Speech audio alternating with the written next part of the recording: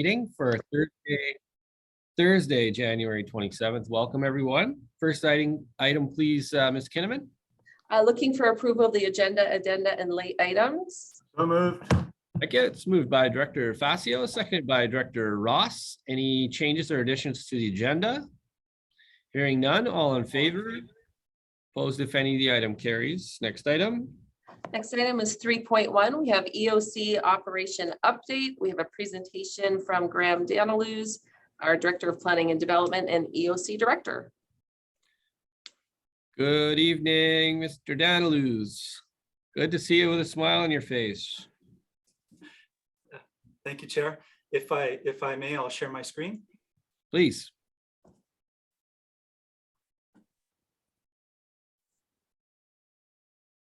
There we are.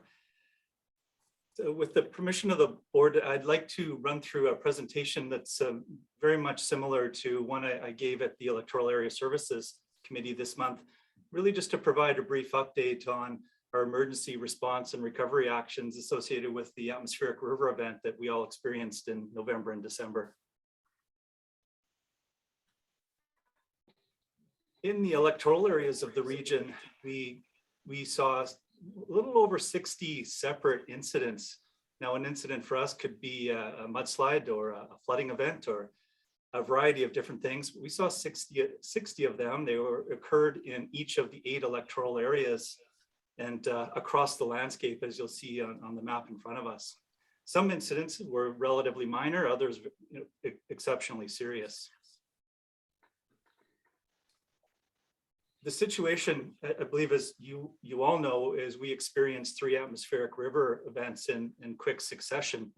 And these generated exceptional rainfall, very saturated slopes. We saw flooding and landslides in the electoral areas, multiple simultaneous events in different locations. And of course, highways and road closures. And that meant that for many of our communities, the evacuation routes or access to and from the communities was cut off. In some cases, there was nowhere to go. But in any event, the highway and road closures really limited our access to sites, the information coming from sites. And of course, it disrupted supplies and stranded travelers. We also saw widespread power outages, which hindered the information flow, of course, and our ability to communicate with people across the electoral areas. You can imagine that within our emergency operations center, then we saw a very rapidly changing situation. Our information flow was limited, our resources were certainly stretched to the limits, and in many cases, we had to choose from a reduced set of options. I mentioned to you, for example, that in some instances, we simply couldn't evacuate residents. They weren't able to leave because of highway closures or local road closures. So we had to come up with other solutions, if you will.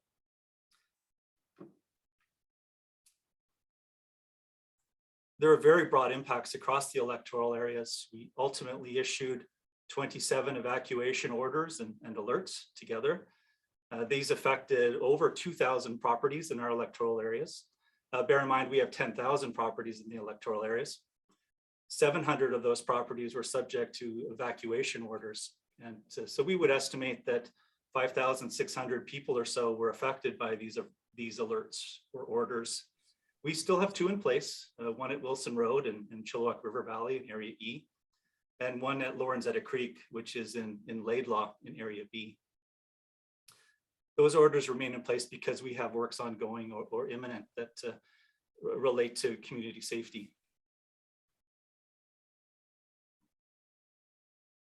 There's certainly widespread infrastructure impacts in the electoral areas, just like you saw in municipalities. The Wilson Road Dike, which is a dike that the regional district owns and operates on the Chilliwack River, was breached and significantly damaged. We lost a portion of the dike. That's largely true at the Frost Creek Dike and multiple debris basins that we operate. Our parks and utilities sustained damages, and of course, orphan flood protection structures that we rely on, bank protection in the Chilliwack River, for example, were significantly damaged. And as you know, highways, pipelines, our electrical grid, a variety of infrastructure across the electoral areas.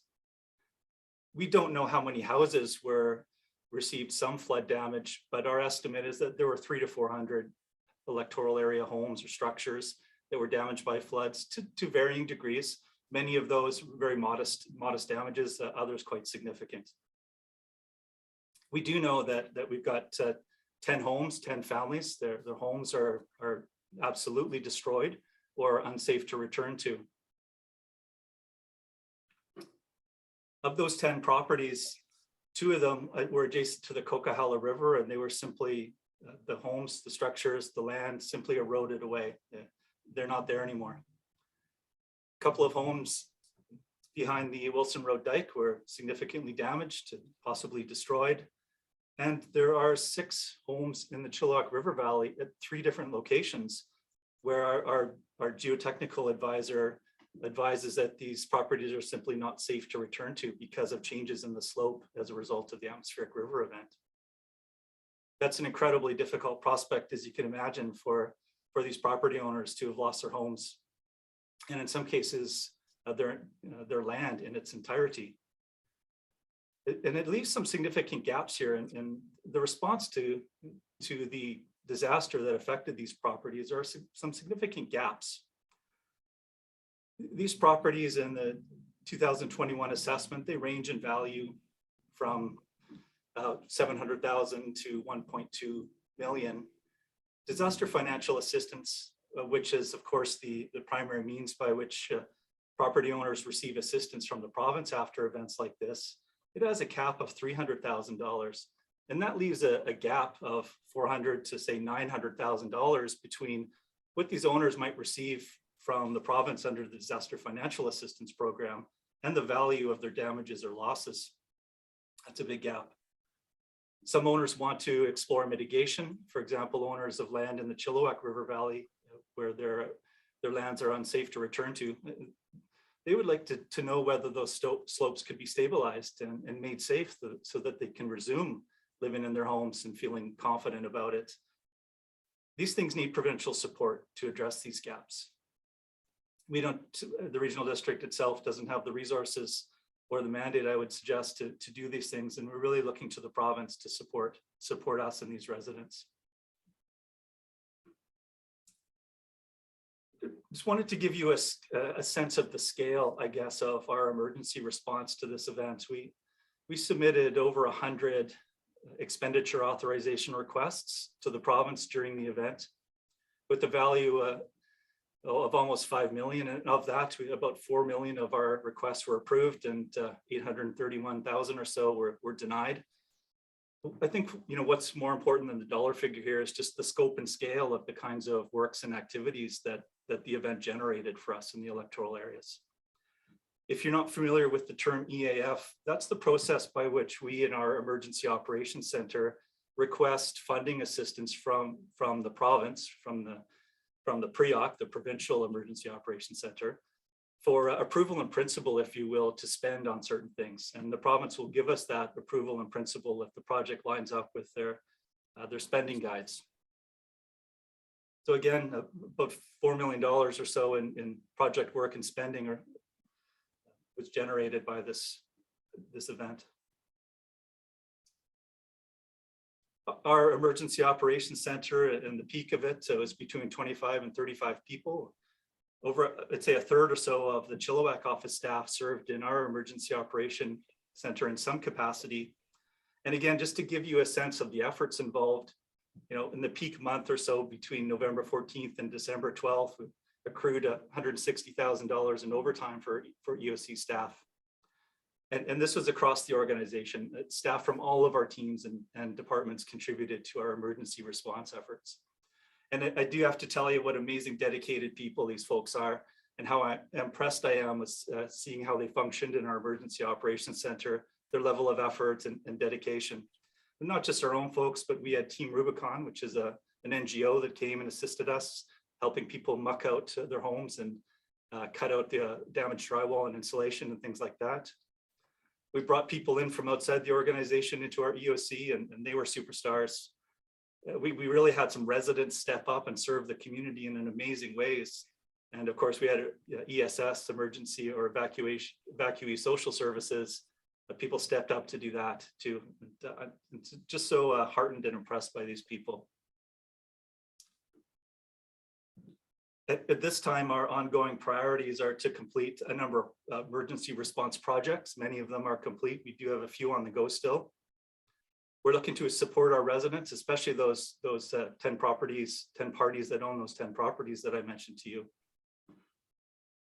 We're completing an after action review. That's because it's really important that when something like this happens, we learn from it. We identify what we did that worked and what we did that didn't work, the gaps in our emergency response. So it's critical that we reflect on how we performed, what we did, what we could do better next time. And that's what an after action review is all about. We'll have a report that'll come to the committee and the board, I anticipate in February or March. And of course, we're transitioning from our response to our recovery process. Our EOC remains active at level 1. I anticipate possibly to the end of next week. We're down to about 4 or 5 people, and it's probably still occupying. There's 2 or 3 of us that are probably occupied most of our days with EOC work still to this point. I mentioned that we've got a number of projects still on the go. These are emergency response projects. Many of them complete, some of them in progress. Still major work to do at Wilson Road and Frost Creek, and a dike repair at the Taylor Road, North Nickerman Dike, but many projects complete. And then we move into our recovery phase, which I'm anticipating would be about a 6-month period. We would expect to bring in a recovery manager, which is a position that would be funded entirely by the province to support our recovery efforts and coordinate projects that remain required to do. There's a lot of work that's involved in tracking those expenditures that I mentioned earlier and submitting reports to the province to make sure we get reimbursed for everything that's eligible for reimbursement. That's a big job that our recovery manager will help with. To give some context, we had a small atmospheric river event in February of 2020, and we're still working through cost recovery with the province on that event. There's community outreach to do and making sure that residents with unmet housing needs, for example, get those needs met. And we want to continue to support those residents that are out of their home or their homes have been damaged or destroyed. All of this has a big impact on our regular work program. I mentioned to you already that 1/3 of our staff or so were involved in the EOC. The EOC has been active for more than 2 months now, and that means that we've seen about 9,500 hours of staff time go into our emergency operations center, and we're still counting. So that means that our normal work, our regular day-to-day work, we're seeing a backlog and a delay. And I think that means we need to adjust our expectations for where projects will be at. It's not a matter of us, I think, being able to make up losing 1/3 of our staff for 2 months. We simply need to adjust our expectations for deliverables. But it goes beyond that. I want to point out, this is a major investment in an AOC, and we should expect that our staff will show signs of fatigue from that effort. It's incredibly stressful on homeowners that have lost their home, and our experience, I think, is not comparable to that. And yet we'll have staff that are fatigued from the experience. A number of staff have deferred their time off, vacation, and so that carries forward into 2022 and means that we'll lose more staff time in this year. And I'm quite certain we'll see customer service frustrations on both sides of the counter. In fact, our customers certainly, I think, will get frustrated in the lack of progress on some projects or delays in permitting or development approvals, for example. But I also think that we'll see fatigued staff experience some frustrations in working through these issues. I'd like to mention too, in our electoral areas, and I suggest this is true in the region, that we will see escalated post-event risk in some places. What I mean by that is many streams and river channels in the electoral areas, and many of these saw a lot of debris, gravel, sand, rock, logs transported and deposited during these exceptional rainfall events and high flows. And that means that the capacity of these channels to convey normal flows is reduced. And so the risk of flooding and debris floods, I believe, will be escalated until these stream systems, river systems process this additional debris, or it's excavated and removed. We also see in the Chilliwack River Valley, particularly, slopes that are changed after the event and they're weakened, and the risk profile associated with these slopes is simply different going forward than it was in the beginning of November.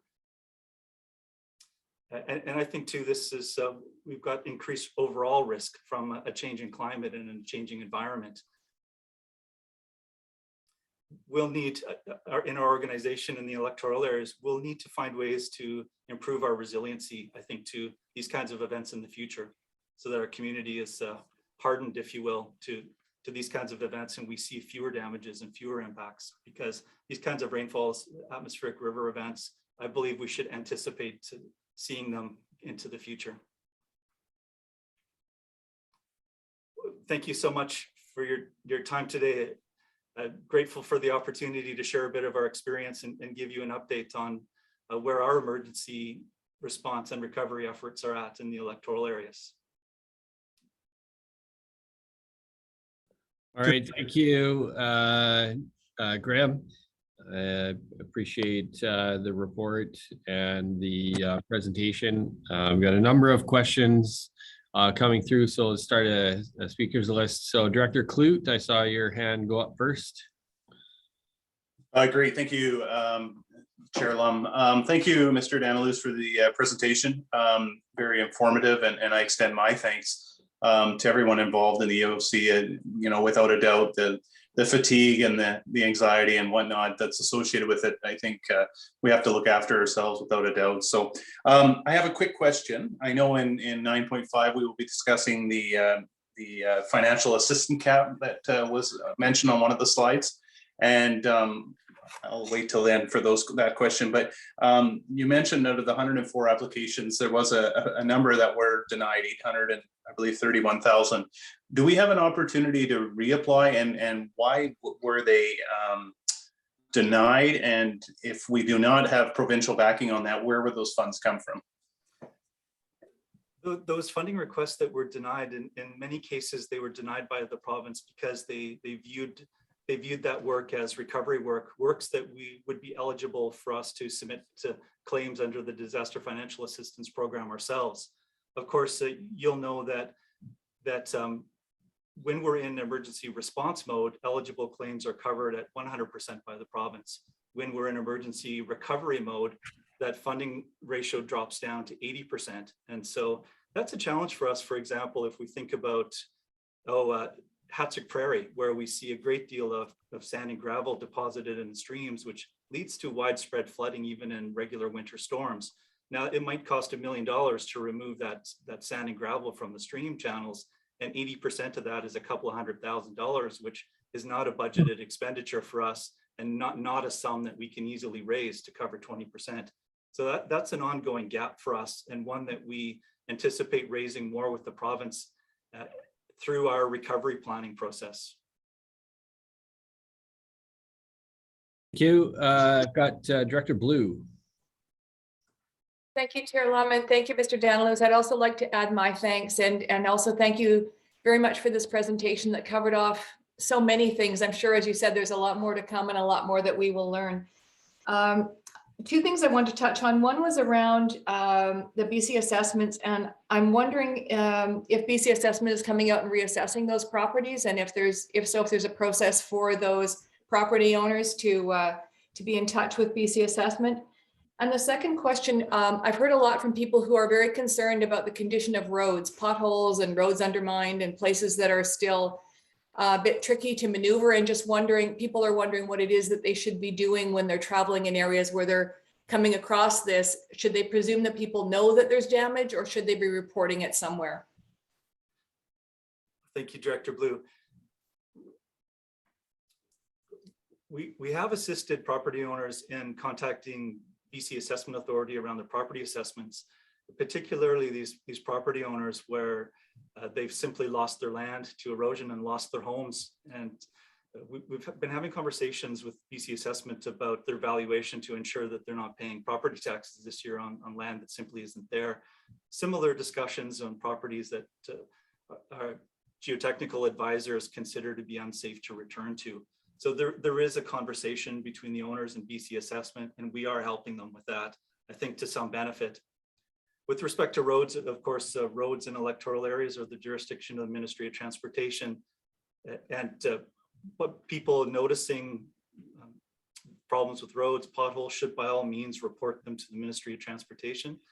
Emma Anderson, who is the Ministry of Transportation road contractor in this part of the world, has a 24-hour line to report these kind of incidents, and we can share that number. If residents want to let us know where the problems are too, we would certainly pass that information along to the ministry. Thank you. I saw Director Bales. You're muted. Director Bales, you're muted. Oh, There you, oh, I was just wondering if you're going to update your flood management studies to do with current status. That's a terrific point, Director Bales. I mentioned that I believe the risk profile in some of these streams and waterways is elevated, and it certainly makes sense that we update our understanding of the hazards that they play. One of the projects we have in mind for our recovery phase, of course, there's a funding gap, but one of the projects would be to update our hazard and risk vulnerability assessment, which is one of the core documents that informs our emergency management program. That's something that we'd anticipate bringing forward through the recovery process and looking for provincial funding to address that gap. Thank you. thank you. Then I saw Director Lowen. Thank you, Mr. Chair. Thank you for that report, Mr. Dowles. I'm curious to know, with respect to those properties in the Chilliwack River Valley that have either unsafe to return to or have disappeared for whatever reason, I mean, to what extent, if any, does property tax, property insurance play a role here? Are they denied this by virtue of the fact of where they have located? What I understand from talking to the property owners is that in the case of those properties affected by slope hazards, is that slope failures and slope risk is outside the scope of their property insurance, and their claims are being denied by their insurer. Of course, that puts them into the world of disaster financial assistance, which addresses uninsurable losses, like losses from flooding, which is often uninsurable, and losses from slope failures, which also seems to be often not insurable for people. Okay. Private insurance doesn't cover it. All right, thank you. And Director Engar. Thank you, Chair. Indeed, excellent presentation again to Mr. Daniluz. And thank you for all the hard work being done at the staff level. It hasn't been easy for staff, I know, in dealing with the province over some of these sticky issues. So to that end, Chair Lum, I'd like to make a resolution that will help staff, as well as help those in my community struggling to find a way forward now that their homes, their largest assets, have been declared unsafe and uninhabitable during this recent catastrophic event. So staff, with your help, I do have a resolution I believe we could put up on the screen if this is the appropriate time. Yeah, Director Engar, I'm happy to entertain a resolution. I'm going to allow discussion. I had one more speaker on the list, and that's Director Siemens. And then can I just check in with Director Siemens, and then we loop back to you? That's fine, yes. Does that work? Chair Lum, my hand is up as well. It's just Oh, hard. to see. sorry, there you go. Yeah, I saw Director Horn as well. So if we can do that, and then I will ensure that I loop back to you, Director Engar. Director Siemens, go ahead. Thank you very much. Listening to the report, it sounds very similar to many of the challenges we've had in Abbotsford, and I believe Mission's probably had similar. And And I'm just wondering, to what degree are we coordinating efforts with member municipalities in our lobbying efforts? Some of the challenges we're facing are very similar as far as the funding and when that changes when we go into the recovery mode. So I'm just wondering, and I appreciate the motion that's going to be introduced. But I'm just wondering, is there a way for us to coordinate these efforts? There's strength in numbers, and we've done quite a bit of lobbying already on our part. So I'm just wondering, how's our staffs working together on some of this? I know everybody has been, their shoulder to the wheel and possibly haven't had those discussions, but just wondering if there's some validity in that. Yeah, maybe I'll jump in really quick, Director Danilus, and then I'll maybe get your take on it or Ms. Kinnaman's take on it. I was involved in a phone call earlier this week with Minister Farnworth. Mayor Braun was on that call as well. Minister Osborne was there, and a number of mayors from the Fraser Valley were on as well. Mayor Pranger, Mayor Horn, Mayor Facio. I think all of our mayors were on. And I think there was some very similar comments made through to the minister about some of the challenges that we were facing. Certainly, there are individual efforts that are happening, and I would praise the city of Abbotsford to probably say that, Mayor Braun and your council have made some very good connections. It was kind of indicated a couple times on the call that Henry would maybe just give Minister Farnworth a phone call and have a discussion. So I don't know that we're being included in all of the advocacy work and the asks that are being made. I think a number of those things are probably maybe specific to Abbotsford, but also some other shared challenges could be raised across the region. I agree with you wholeheartedly that there's strength in numbers, and that it makes a lot of sense for us as a region and a regional district to present a case around some important things, in particular the DFA caps. So I don't know, Mr. Danilus or Ms. Kinnaman, if you wanted to jump in. Sure, I'd be happy to jump in on this one. As you see on the agenda, item 9.5, that was the first step that staff took to bring this to the board's attention, to get a sense of how you would like us to move forward in terms of advocacy. The deadline for Lmlga resolutions is March the 2nd of this year. So it was my intention that through this discussion and to get a sense of how the board would like to go forward, we could certainly work through those channels. And hearing that there are member municipalities that may be in the same line of thinking, certainly I would be happy to reach out to the CAOs so that we could get that kind of coordinated response, because this is a regional issue, but not a regional district issue necessarily. So I think we have to think regionally, recognizing that each individual area has unique issues and challenges that need to be focused upon. So if what the board would like us to go forward with that, we certainly can. But the intention was really to bring some specific requests and resolution ideas to the February agenda cycle.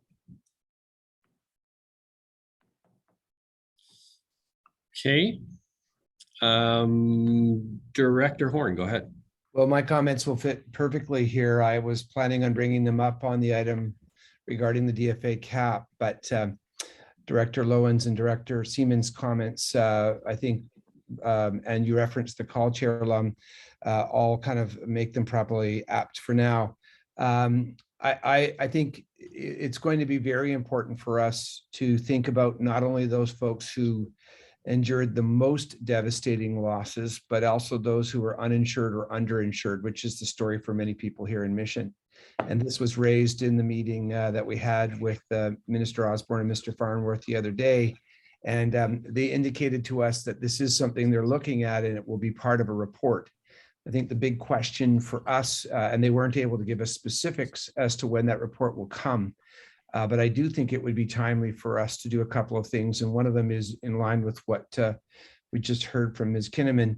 I would support strongly that we take a coordinated approach, and also where possible, we're following the lead here in Mission of what Chilliwack has done and what the region is doing around getting some data from our citizens in terms of how they were impacted, so that we can tell the story that's going to demonstrate how each community had a little bit of a different impact. And secondly, I think we're all trying to gather our costing around this, and as much as we can compile numbers to help a lobbying effort collectively, I would support that as well. So Mission will be doing its part to make sure we support a regional approach to lobbying, and I would encourage everybody to do the same thing, so that that report comes back with a richer return for communities here. Thank you. Director Ross? Thank you. Yes, just to add another reply in response to Director Seaman's questions. Both myself and Director Clute are board members of the Lmlga, and some of the other members, particularly those in Metro Vancouver, reached out to ask us, how can we help? Like, what can the Lmlga do to support you and to help you? So we had a really good chat about that today. And they understand the City of Abbotsford is working on a resolution for the Lmlga conference, and obviously the FERD as well. But they want to support us sooner rather than later. So they are working on ways that they can support us in our lobbying efforts and whatever they can do from their end. So the folks from Metro Vancouver have already reached out. So sounds like they will be working on this with us as well, adding their voice in the lobbying efforts. Thank you. Director Pranger? Thank you, Chair. First of all, thank you to Mr. Daniluz for the report and for all the work you guys have done.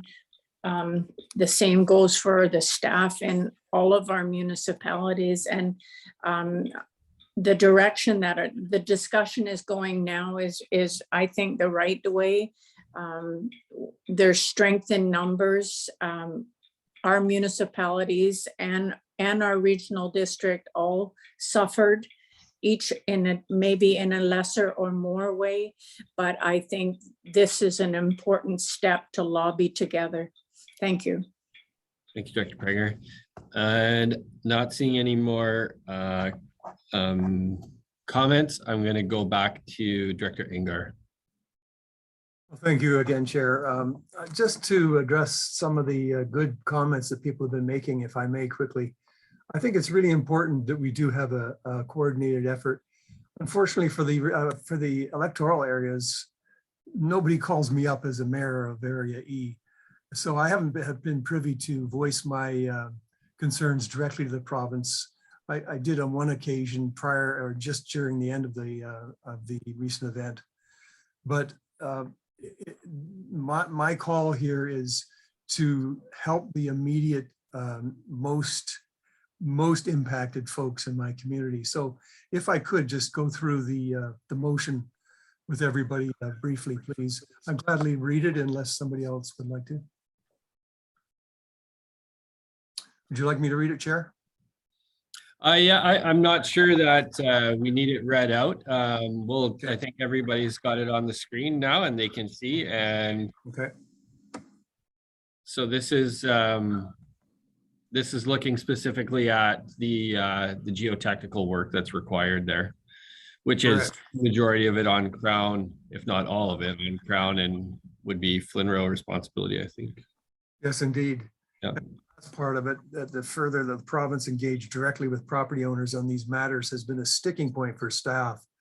And they're caught in the middle on a lot of these issues, and the province is conveniently allowing staff to take the heat rather than dealing directly with the homeowners in a forthright manner. So I think that would be very beneficial for the staff as well to have this included. Okay, so Director Enger, you've got this motion, and do I have a seconder on the motion? Seconded by Director Facio.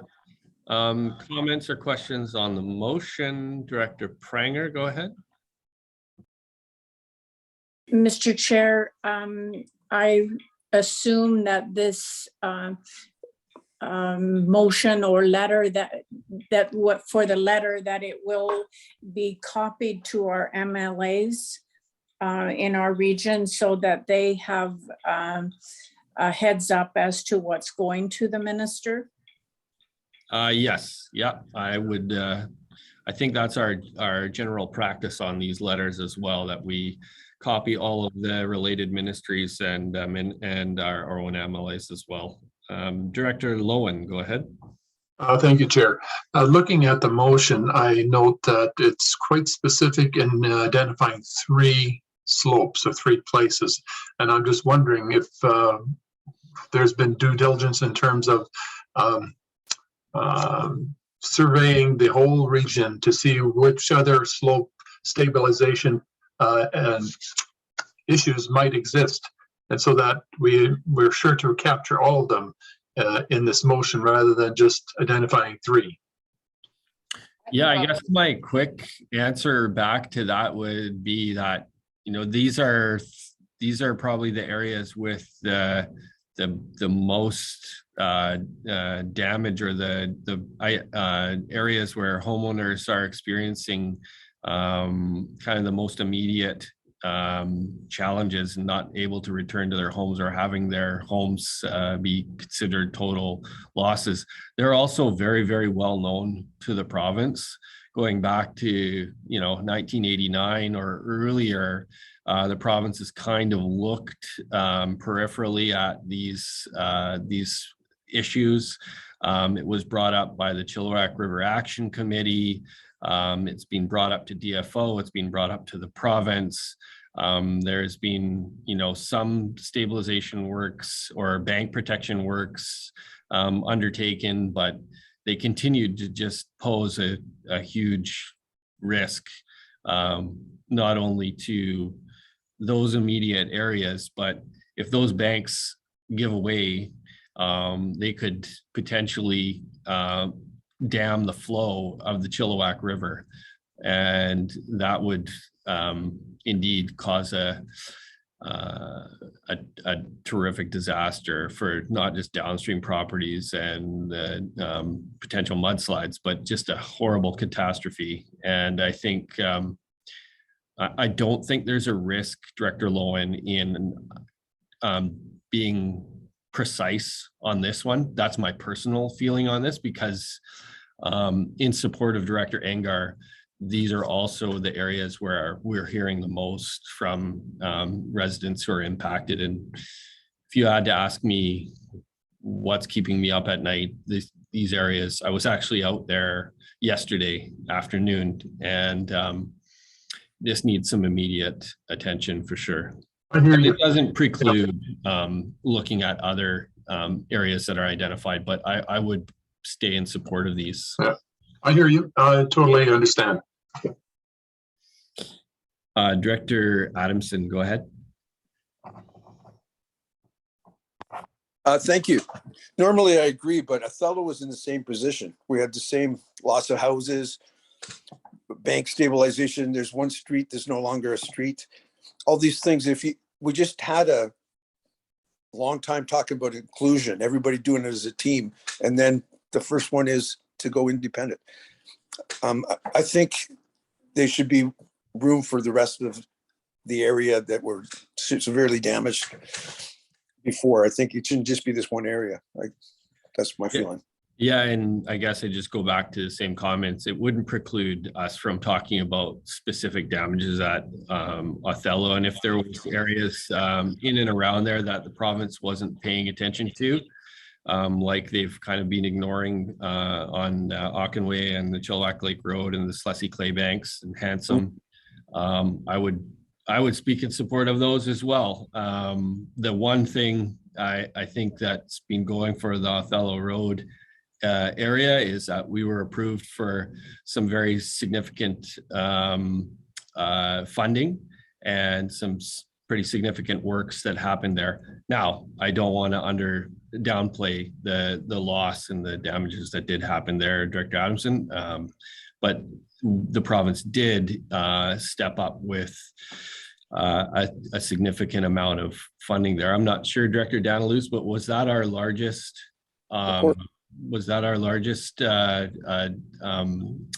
Request that was granted by the province for those works?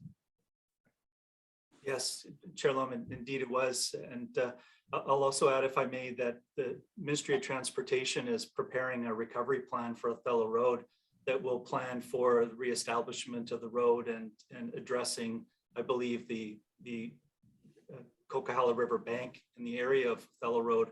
And so I didn't view Othello Road as quite the same gap as these slopes in the Chilliwack River Valley, which the province is not moving to prepare a recovery plan for or taking any steps to address the great deal of uncertainty there.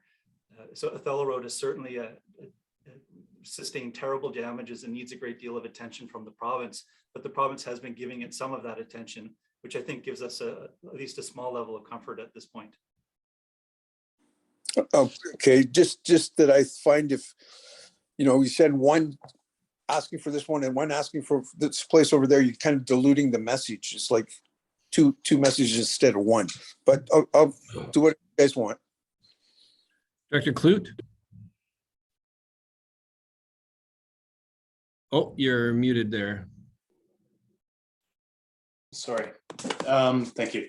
I guess my question is, yes, I'm happy to support this. I understand the major risk that's still in that area.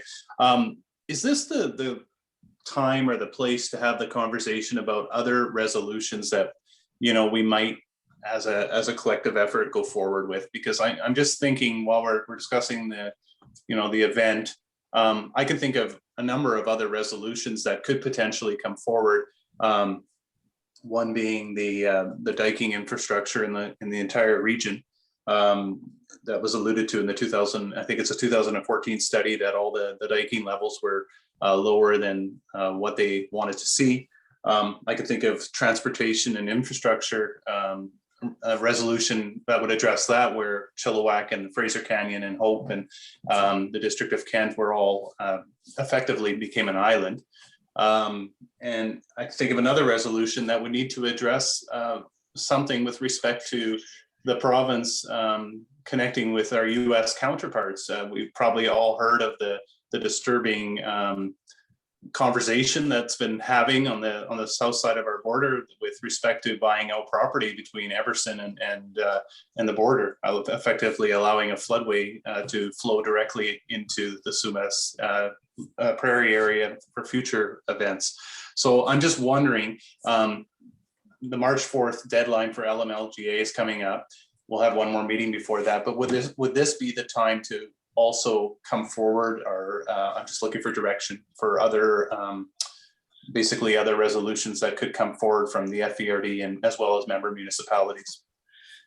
Yeah, so I think one of the challenges is that, every resolution we'd have to, involve the staff and a certain amount of research and background preparation. And so doing them on the fly is usually not what we want to do.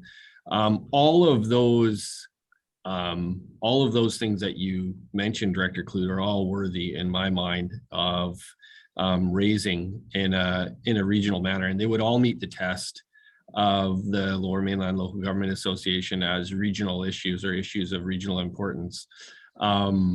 This particular resolution that we're talking about is fairly it's quite site specific, so it would not meet the test of the Lmlga. And so this isn't a resolution going to the Lmlga. This is a more directed approach to advocate to the province. But all of the things that you raised, my suggestion would be to get some background, start getting some background information. My experience with the Lmlga is they've always been very approachable in terms of flexibility in getting resolutions in and through. But I think having some background information and then circulating it through to the LMLGA. And rather than doing it something where the FERD has to send it directly to them, I would look at seeing if they would sponsor executive resolutions, and then the FERD could step up at the committee or at the AGM and support those executive resolutions, because they would all impact us. Okay, so we've got on the motion, Director Horn. So just further to the comments that many have raised here, I guess I see this in two ways. The first is that I think this one is clear to Director Engar and to the staff, and it has my full support. I absolutely understand that we're ready to rock on this one. And so that sets that apart from my perspective. And I also point back to the comments made by Ms. Kinnaman earlier that staff are going to reach out to member municipalities and presumably EAs and First Nations and do some research and come back with something in February that suggests, I would imagine, a number of potential areas that we can advocate. And so I would turn through you, Mr. Chair, to Ms. Kinnaman and ask whether or not she feels that needs to be added as an amendment to this resolution, or if it's simply clear to everybody that staff will be coming with something that's more careful and as you said, Chair Lum, not piecemeal or not sort of ad hoc in our February meeting. I'm comfortable that we'll get that in an organized and thoughtful way, but that this one we're ready to deal with now. So through you, I'll ask Ms. Kinnaman whether or not she thinks we need to just sort of make that a resolution that staff would do that consultation and give us options for advocacy in February. Through the chair to Director Horn, I'm comfortable taking that as direction. I was intending, as I said, to bring something for the committee and board's consideration in February anyway. Just to further echo Chair Lum's comments, if any individual board directors wanted to send me an email with ideas of resolutions that they think or topics that would come in under this emergency management subject, I'd be happy to receive them. But I think for this particular resolution that Director Engar has brought forward, I think we need to keep it as it is. It is rather urgent and imminent.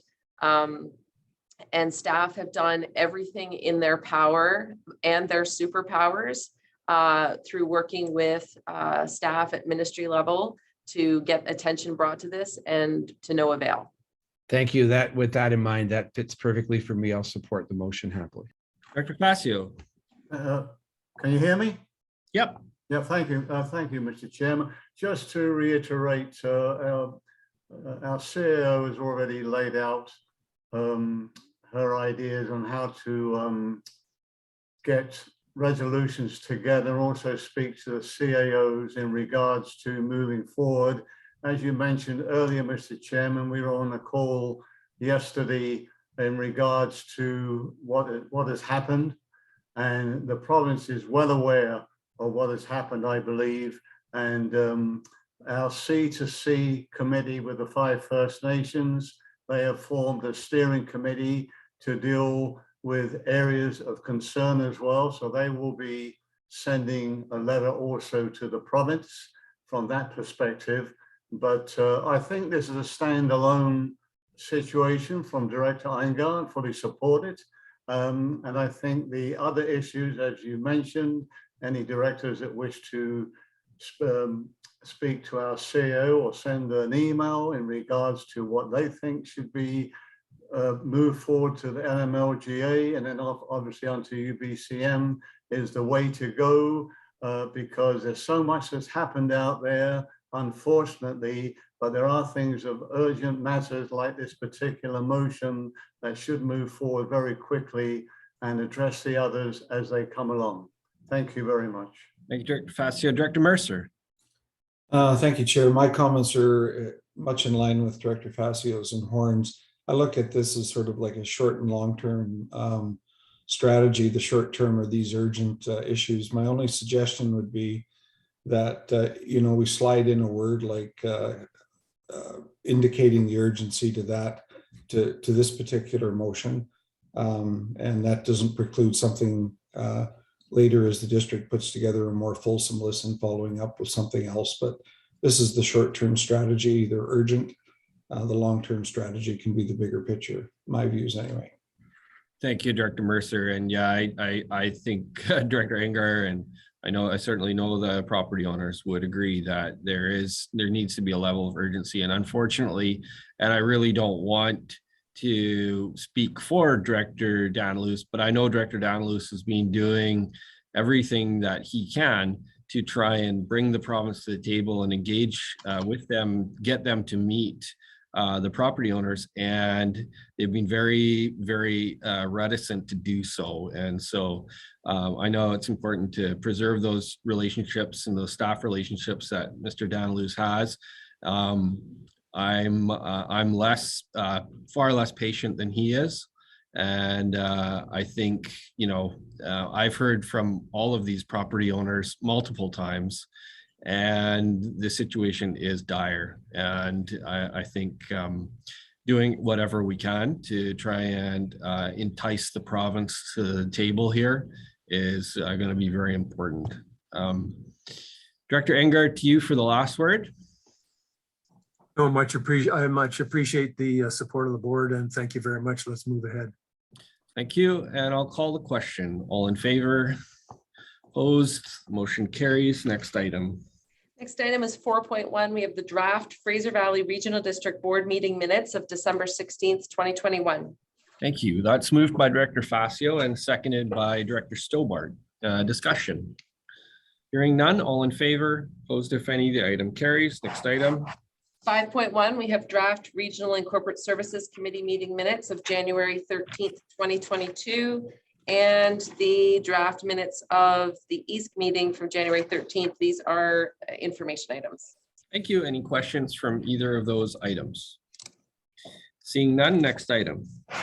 6.1, we have the Boston Bar and North Bend Fire Protection Loan Authorization Bylaw results of assent voting opportunity. Again, it's an information item. Thank you. Any questions or comments on this item? Director Raymond. Thank you, Mr. Chair. I just wanted to thank staff for all the work that they've put into this. And I know that they kind of snuck up there when the highway was open to hold the vote, and then got out of there before it got too dark because the fog settled in on them, and who knows what's going to happen. I was certainly happy to hear they got back safely. But again, thank you to the staff for the work that they've been doing on this. Thank you, Director Raymond. Any other? I don't see any other comments. So next item. 6.2, we have the Electoral Area Directors and Local Government Leadership Academy Forums, April 5th to 8th, 2022. Thank you. That's moved by Director Adamson, second by Director Dixon. Comments or questions? Hearing none, all in favor? Opposed, if any, the item carries. Nice to see a return to some in-person events. Next item. 7.1 is the Fraser Valley Regional District Boston Bar and North Bend Fire Protection Loan Authorization Bylaw number 1629. So moved. That's moved by Director Raymond, second by Director Adamson. Discussion. Hearing none, all in favor? Opposed, if any, the item carries. Next item. 7.2, we have the Fraser Valley Regional District Subdivision and Development Servicing Bylaw Amendment Bylaw number 1644. I did just want to draw the board's attention, and particularly the East members. There was a minor type correction made on Schedule A. So the Schedule A is just slightly different in the notes section from what was brought forward for East. But I just wanted to reassure you that it was not a material change. Thank you. We've got 3 motions on this, and this is EAs. So motion number 1, do I have a mover and a seconder? Move, Raymond. By Director Raymond, second by Director Stobart. Discussion? Hearing none, all in favor? Opposed, if any, item carries.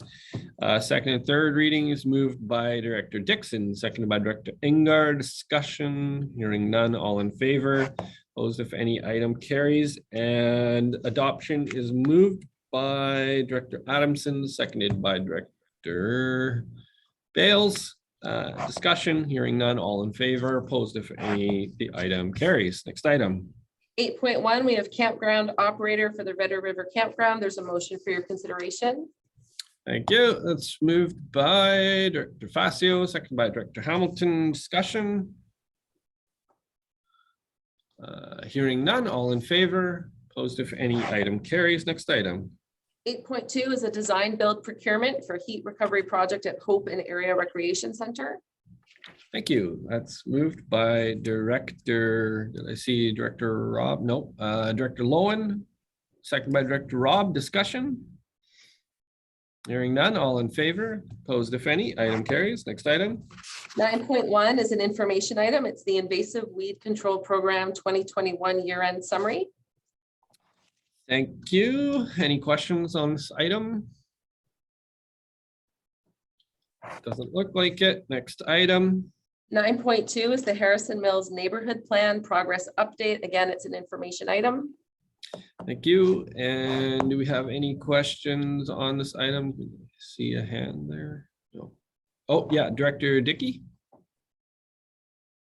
Oh, you're muted, Director Dickey. There we go. There we go. Mr. Chair, I just wanted to say how impressed I was by staff for the December 8th meeting that I sat in on the community plan, and that they did a really professional job and were very sensitive to any of the comments made by the local community. Thank you, Director Dickey, and thank you for chairing that. And any other comments or questions? Don't see any. Next item. 9.3 is a cash in lieu of park dedication for the proposed subdivision of 49096 Chilliwack Lake Road in electoral area E. The board will note that the motion that is on the agenda is to postpone consideration until Fraser Health provides approval of the subdivision water and sanitary sewer system. I just wanted to note that between EASC and the board, staff reviewed the file and have attached that letter of approval. So I'll just ask you to indicate, this is for EAs, unweighted. I'll just ask that you indicate whether you'd like to approve or deny this motion, because there's no need to postpone now that we have that that confirmation that Fraser Health has approved that. So Director Engard? Yeah, I'd like to just go ahead with the approval, so we don't need to postpone. I agree. Thank you, sir. And do I have a seconder? Seconded by Director Dickey. Discussion? Hearing none, all in favor, opposed if any, item carries. Next item. 9.4 is letter of support for creation of Bachelor of Regional and Community Planning at the University of Fraser Valley. Thank you. That's moved by Director Horn and seconded by, did I see Director Lowen on that one? Oh, maybe not. Maybe I just saw a hand. Was it Director Pranger. Director Pranger? There we go. Any questions or comments? Director Horn, go ahead. Very quickly, we had the opportunity to send a letter already here on behalf of the City of Mission after having Joanne McLean before us a few nights ago. And in the conversations we've had with her, we've also encouraged a dialogue with regard to programming for building officials. And I've started communicating with the Building Officials Association of BC about bringing training for inspectors and so forth out into our area. I'll keep the board informed on that. It's obviously a separate program, but starting here, we're trying to do a little bit of lobbying for a partnership to bring more of that capacity here too. And I'm optimistic that we may come to a point where we'll be asking for a similar letter for that type of training. And anybody, Director Horn, involved in any of our regional districts and municipalities will know that building officials, registered officials are in short order out there right now. So absolutely.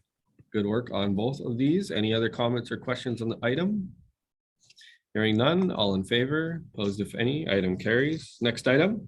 9.5 is a request to the province of BC to increase disaster financial assistance cap. There is a motion for your consideration. Thank you. It's moved by Director Facio, seconded by Director Engar. Discussion. Yes, Chair, if I may. Yeah, go ahead, Director Engar. Yeah, thanks. I definitely support this. The only suggestion I would have is if we could make it a little more specific, looking at the excellent research done by staff and noting that in 1996, 300,000 DFA seemed very fair at the time. If I can relate back to where my home was at that time, it was a generous settlement available to people that got into trouble not of their own doing. So basically, we see now that the home prices have more than tripled to $1 million. Everybody I've seen, I'm sure, has seen their assessments and kind of their jaw dropped, I'm assuming, because mine did. So now is the time for impacted homeowners who, who acquired all the necessary building permits, who did the engineering reports if required of them at the time, who jumped through all the essential hoops, and now find themselves in real trauma and trying to pick up the pieces and fix their shattered lives. So I would suggest that we start with something along the lines of $800,000 for a DFA instead of a $300,000, which was applicable in 1996, way back when. And how we would frame that would be very easy, just to insert the figure into the existing motion. And I'm all ears what everybody else would think, but I think that would be more than fair in today's numbers. Okay, well, Director Engar, I'm going to assume that you're moving to add $800,000 as an amendment, and do you have a seconder to the amendment? And then we'll get some discussion. It's seconded by Director Mercer, and discussion on the motion as amended. Director Horn. Just in the call we had the other day, this is something that we had an indication would be coming forward in this report. I wonder at whether or not $800,000 is enough in some parts of our province, including Greater Victoria, Greater Vancouver, and even some parts of our municipalities. I personally would tend to want to see it based on something that was referencing something Director Blue said earlier, BC assessment. And so I think it needs to be prepared to adjust as cost of housing goes on. And if we give a number, I think we're going to be in the same position here in a few years and reacting once again. Thank you, Director Horn. Director Siemens. Thank you. Yeah, and I believe that I agree with what Director Horn just said. I think it needs to be tied to assessment. And there may be some ways that staff can concoct that into the motion, but I think we have to have something that is realistic for today and regions too. So if you base it on assessment, if it happens in Prince George, or if it happens in Princeton or in Abbotsford, that the remuneration to the affected landowner would be reflective of what the market is. Okay, and If I may, Chair. yeah, let's just see if I'm just going to check and see if we have anybody who wants to speak for a first time, and I'll circle back to you, Director Enger, for the last word, if that's good. Thank you. That's fine. Yep. Thought I saw another hand, maybe. Director Davidson, there it is. Thank you, Chair. I guess speaking to the amendment, I don't think I would support it just because it is very specific and there's a lot of variables going on. So I think we need to go a different route on this one. I get the idea. I get the need though, but thank you. Thanks, Director Davidson. Okay, don't see any other comments. I'll just add my quick 2 cents for the first time, and I'll just say that the only caution that I would have with this amendment is that if you give something to the province that is so prescriptive, it gives them the opportunity to just reject it outright. They could just reject the request outright. So while I 100% appreciate the comments and the spirit of which the amendments made, Director Engar, I think that there is a risk adding, being that prescriptive, kind of trying to solve their issue for them and add that number into it. And the risk is that they can just reject it and put it back and just say, no, we're not interested. But it sounds like I hear, from the discussion that we've just had on the amendment, that there's great support. There's an understanding that the cap needs to be raised. It's been 26 odd years or whatever since it's been raised. if you look across the country, Alberta, other provinces, it's low, and it does not, it's not providing the coverage or the compensation that people need to be able to, as you said, repair their lives. So Director Engar, back to you. Thank you. And I appreciate the comments immensely. And I totally agree. I think it's a much better idea to loop it to BC assessment. And that would take into consideration different areas. And I agree that that's the way to go. Thank you. Okay. Ms. Van Ness, instead of voting on this, voting it down, is there an opportunity just to withdraw the amendment and move ahead? Yes, Mr. Chair. So since this amendment has been moved and seconded, sorry, it has a move and seconder, it does belong to the board as a whole. So if the board shall agree unanimously to withdraw that amendment, that can be done. Okay, and I'll just ask the board to indicate if they approve of withdrawing the amendment. In favor, opposed, looks like it's unanimous. And on the motion for consideration, it also means that we would get, I'm just going through this because I don't see in here, Ms. Kinnaman, a reference to a resolution to the Lmlga. But is it safe to say that this is going to be part of what staff will bring back as our February package to go to the Lmlga? Yes, that's correct, Mr. Chair. My intention of bringing this forward immediately was due to the immediate urgency and wanting to get this started and at least get a letter sent off, recognizing that the Lmlga and UBCM process takes us right through till September. I think that staff felt that there might be an opportunity for the province to do something more immediate with respect to this specific event. As we heard on the call, there has been investigation underway and that they have been looking at this and they plan to bring it forward. But I don't know that that will necessarily bring much comfort or solace to the folks that have recently been impacted by the atmospheric river.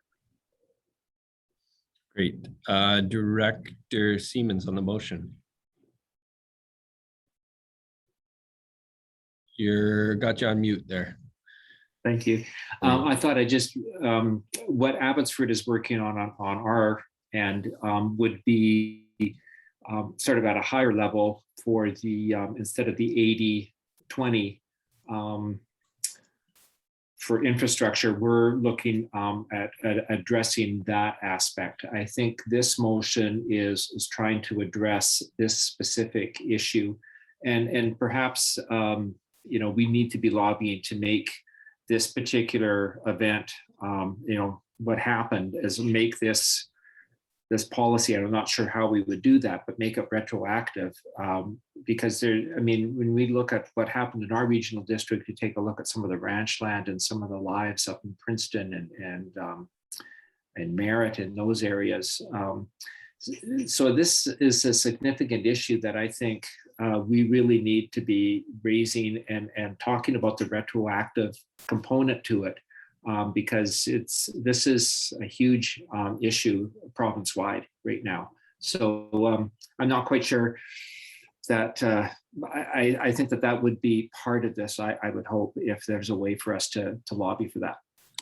And I think this first step kind of gets the ball rolling, and it allows Ms. Kinnaman and our staff to start having those conversations. And I'm sure that Director Siemens will be able to close some of those gaps as we start to have those conversations. We'll get a better understanding across the region of what individual municipalities are working on as well, and garner support for, you know, if it makes sense, if they're that similar that, you know, we might unify under one resolution. If there are separate issues, it's always good to have co-sponsors or to have sponsors, people that sign on to sponsor and support resolutions as well. So definitely, you know, Director Adamson pointed it out earlier, it's, you know, that having the strength in numbers and the voices attached to it is always a good thing. So. Okay, Oh, sorry, I saw Director Facio, you've got your hand up. Just quickly, so we can move along, Mr. Chairman. At yesterday's meeting, I believe the question that Director Siemens brought up, the 80-20, was brought up, and I think that's going to be part of the report that's going to be coming back from the province. Yeah, and I heard that brought up, and then my question was very specific to the minister, asking if they would raise the cap, and his answer was not as specific back to me, but certainly they're going to look at it for sure. Okay, don't see any other questions, so I'll call the question. All in favor on the motion carries. Or sorry, any opposed? And there are none. Motion carries unanimously. Next item. 9.6 is the Investing in Canada Infrastructure Program, Green Infrastructure, Environmental Quality. Motion for your consideration. Thank you. It's moved by Dixon. Director Dixon, seconded by Director Mercer. Discussion. Mr. Chair, if I could, please. Please. Thank you so much.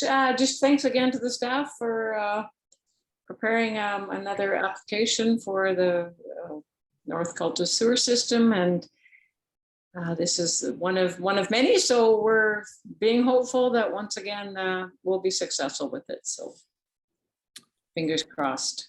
In all my time here, Director Dixon, I don't think we've asked the province or brought to the province's attention a single piece of infrastructure like this as many times as we have this one. So definitely my fingers are crossed. Okay, well. Thank you for that.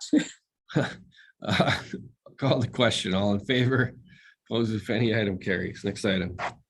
9.7, we have Rogers Communications Facility, Othello South, Mount Hope Forest Service Road and Electoral Area B. Move, Adamson. Thank you. That's moved by Director Adamson, seconded by Director Stolbart. Discussion. Hearing none. All in favor? Opposed if any. Item carries. Next item. 9.8 is the 2020 to 2022 strategic plan update. It's just an information item, but happy to answer any questions. Thank you. Any questions on the information item?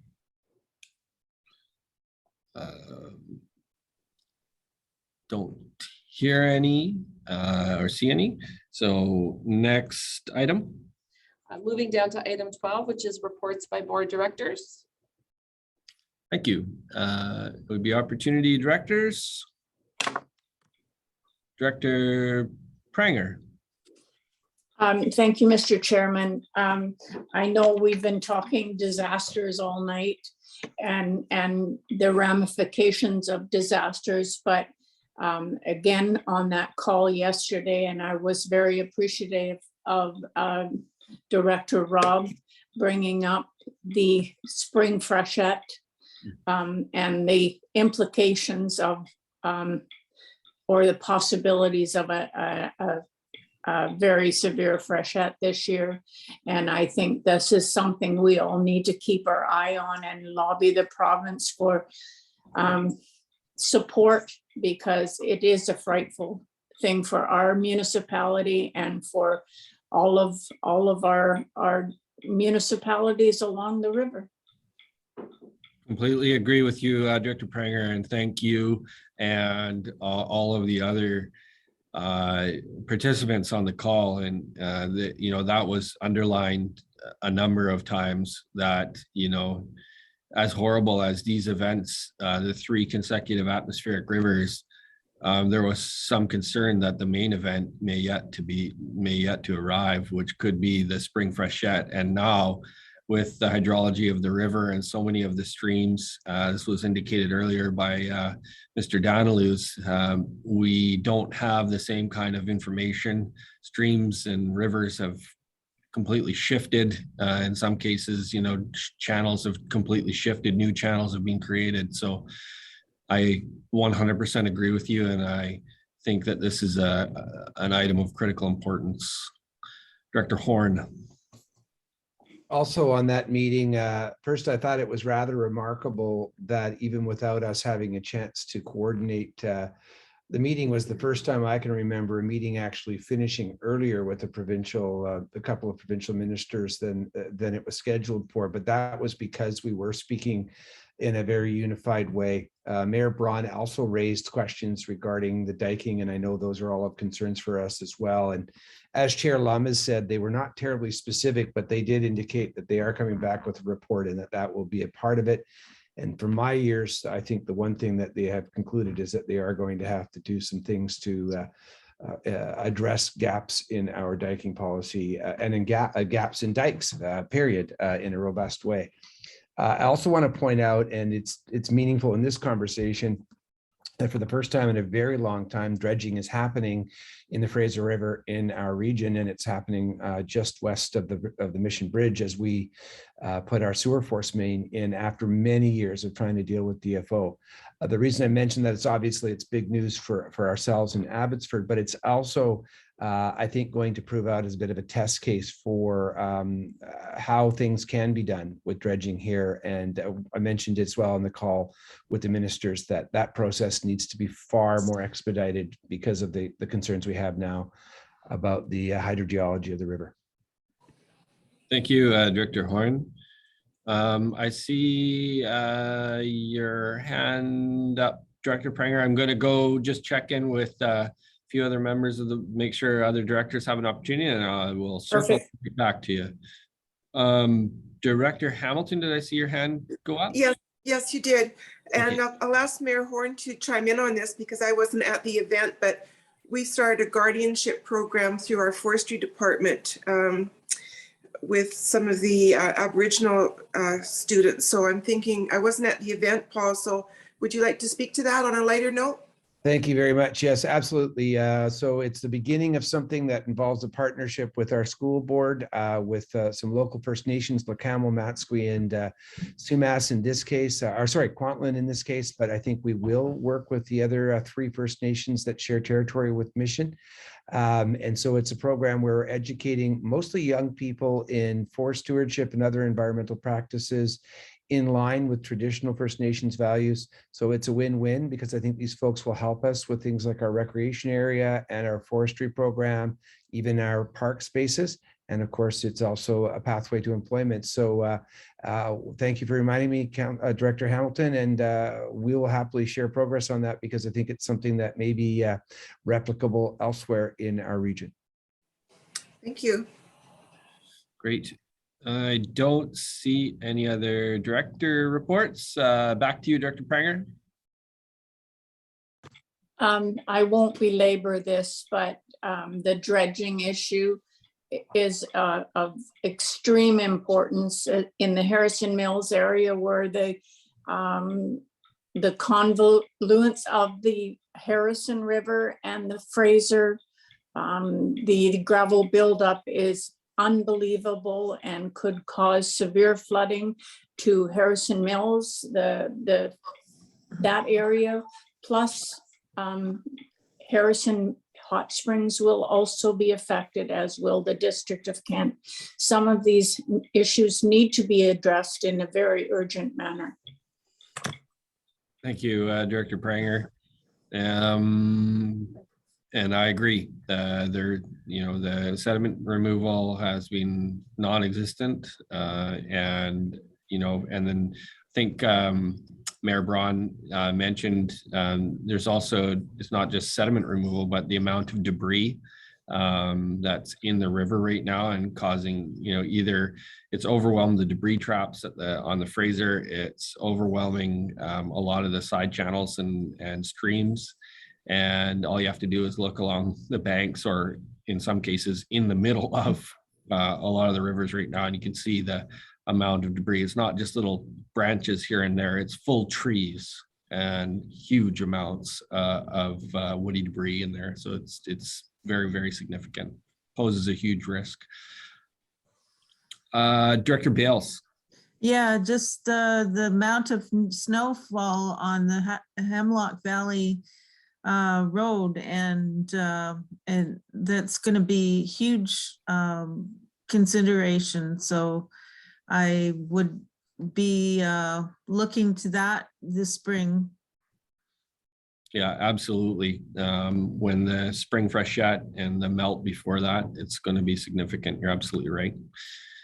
Okay, I don't see any other director reports. Ms. Kinnaman, next item. Next item is public question period for items relevant to the agenda, and I'll just turn things over to our corporate officer in the boardroom. Ms. Van Ness, or I Good can't evening. see- Yes, joining you from the boardroom. We do not have any members of the public with us in attendance tonight. And we do not have any Zoom participants on the phone either. And we have not received any email questions. So we're free to move on to the next item. Thank you. And next item, Ms. Kinnaman. Looking for a resolution to close the meeting. Moved by Director Facio, seconded by Director Clute. All in favor, opposed if any. Item carries. We'll take about 2 minutes, get set.